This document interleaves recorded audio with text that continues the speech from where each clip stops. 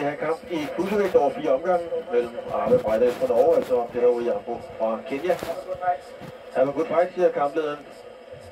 Og det kan det også godt blive. Arve Brejdal her kom jo pænt fra start i sin profkarriere. Han er 34 år og vandt altså sin første profkamp på knockout. Og Peter Odhiambo har 3 kampe og 3 sejre. Og Odhiambo, det lyder måske bekendt. Mange vil kunne huske navnet John Odhiambo. Og Peter siger selv, at de er i familie, men Evan Sashira, der også er fra Kenya, siger, at de ikke er i familie, men har rødder fra samme stamme. John Odhiambo var jo en af verdens allerbedste bokser, da han var på top. Så langt kom Peter Odhiambo aldrig, men faktisk en udmærket lille 80-årig fyr. Så vidt jeg husker, Thomsen, så har du da mødt John Odhiambo. Jeg tror godt, jeg kan huske, hvem han boksede for rigtig godt. Jeg mener, at han boksede ikke i Flensborg engang noget. Nej, på det tidspunkt var han flyttet til Sverige. Okay. Han var rigtig god, men han så altså anderledes ud af den Peter Odhiambo, vi ser her. Peter Odhiambo, han ligner sådan en, der har haft sine tidligere kampe en vægtklasse længere nede end 2 måske. Ja.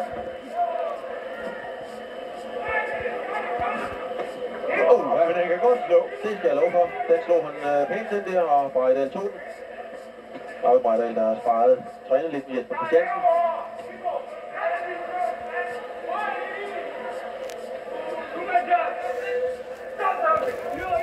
Han slår tørt og hårdt. Det gør han rent faktisk, ja. Han ser ikke ud af meget, men jeg tror nok, at Arve Brejdal er en lille smule skrækket her.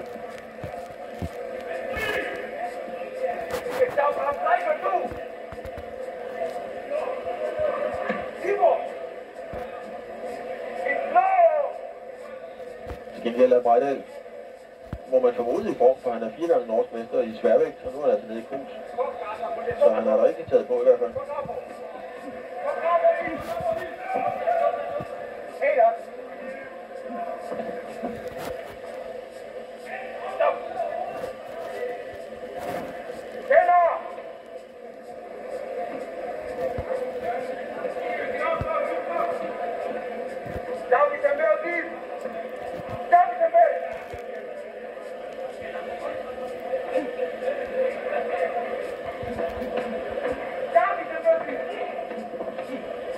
Brejdal skal passe på, fordi der er rent faktisk rigeligt med plads til en højre ind over Brejdals venstre.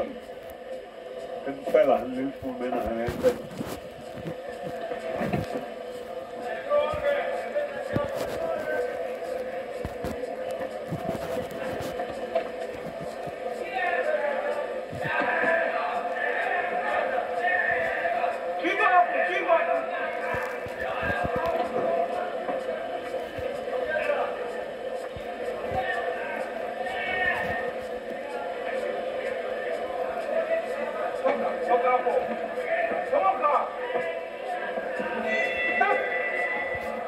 Ja, han kom lidt bedre med. Brejdal efter en forskrækket, skal vi sige, start. Ja, han kommer bedre med, men rent faktisk en rigtig flot første omgang, synes jeg, i en kamp, hvor man ikke bruger ret meget tid på at se hinanden. Man lader altså ud fra dag 0. Så den kan blive til hvad som helst, der ser med den der fine højre end rammer og Brejdal med. Der er også masser af plads. Der er plads. Den er ikke helt ren, så den får ikke helt heldigvis på Brejdal. Og lige overblik gør det. Nej. Og så er det Jesper Christiansen, der står i ringhjørnet. Vi kan lige se. Han er på stævnet på plakaten næste gang, Jesper Christiansen.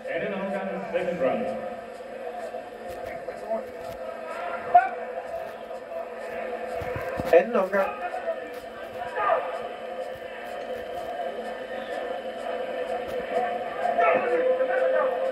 Man kan godt se på Arve Brejdal, han har fået respekt.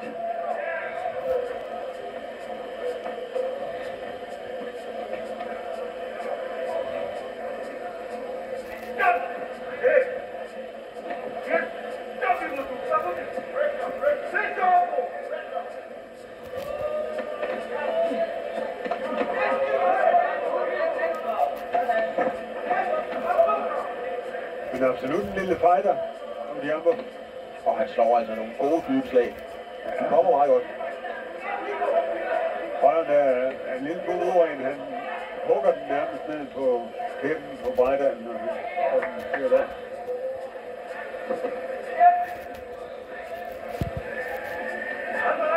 Det hele er lidt urent, der kommer en godt ind Brejdal.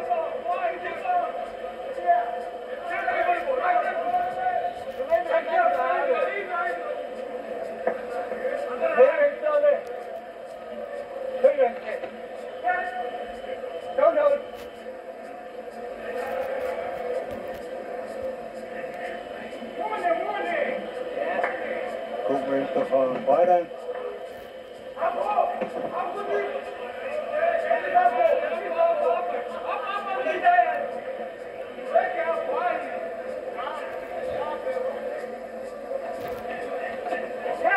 Han er altså igen nu, ja.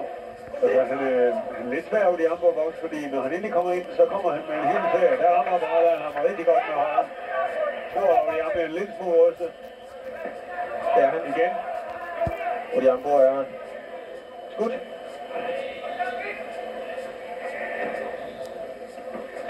Der igen. Nu har Brejdal altså ham 3 rene højre på kæben, og de andre, det bliver han ikke ved, man kan tåle.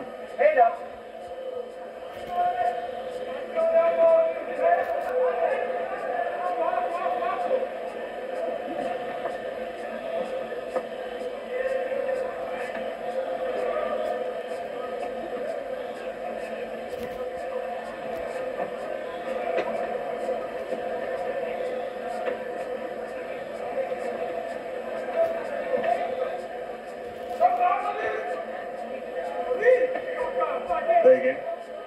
Brejdals højre hug der, det går altså tit ind på kæben. Som de andre.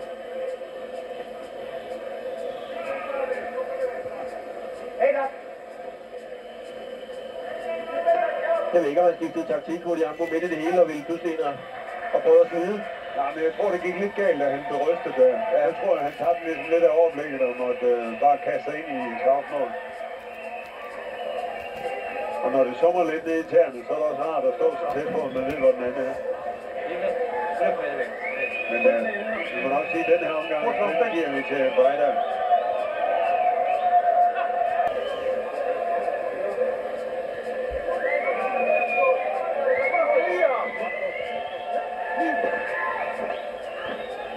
Peter Jan har jo vist, at han kan rent faktisk godt slå, så der kan ske mange ting nu.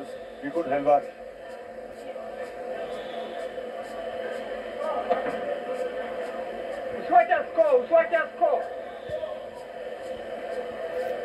Ja, man ser jo tit sådan, når man ser de her proffer, som er lidt oppe i årene, 34 år af Peter Odiambo. Så jeg kan ikke være med at tænke på, at det kunne egentlig være meget sjovt at se ham i toptræning, måske i helt et mellemvægt.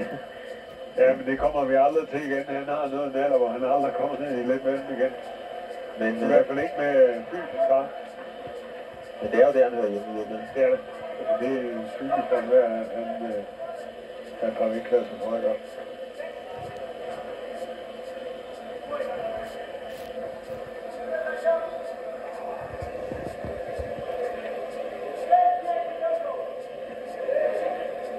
Men sådan en som Peter Jammer, han kunne blive et problem for mange nybegyndere, fordi han giver sig ikke. Han er sej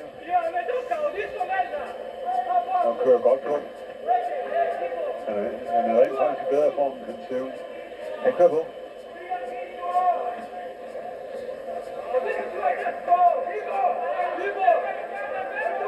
Der er flere derinde.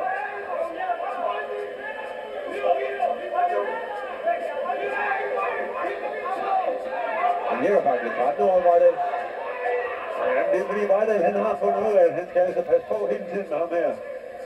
Og jeg synes egentlig, Brejdal, han gør det rimelig fornuftigt. Så man kan se Brejdal, han tænker sig om det meste tid.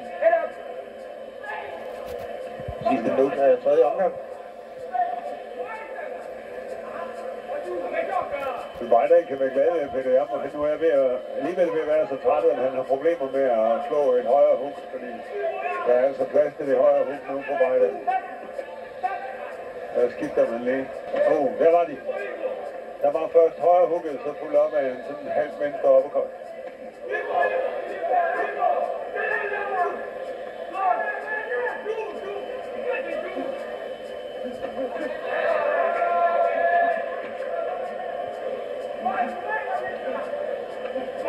Der kommer han ud af det igen. Odiambo, det er en airfight. Det er virkelig hårdt, det der. Ja, det er det altså. Og det bliver en fjerde omgang, der bliver også en afgørende omgang. Altså, at man er velforberedt, fordi sådan en kamp som den her, den slider virkelig på kartet. Der har han igen, og der er en rigtig ramt, men Bøjdal, han ser det ikke. Det tager alt for lang tid, inden han får fuldt op på den her. Ja, han er hårdt ramt, og han er stadigvæk rystet, Odiambo. Han er stadigvæk meget hårdt rystet. Peter Odiambo. Og det er noget med en gang til, så er det ved at være svært på ham. Hvis jeg kan komme ind og krydse ham nu.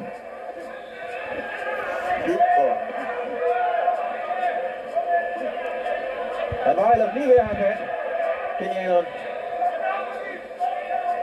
Ja, og Odiambo kan være utrolig heldig med, at det tog Bøjdal 5-6 sekunder, inden han fandt ud af, at han var ramt. Og det er slut. Det er slut.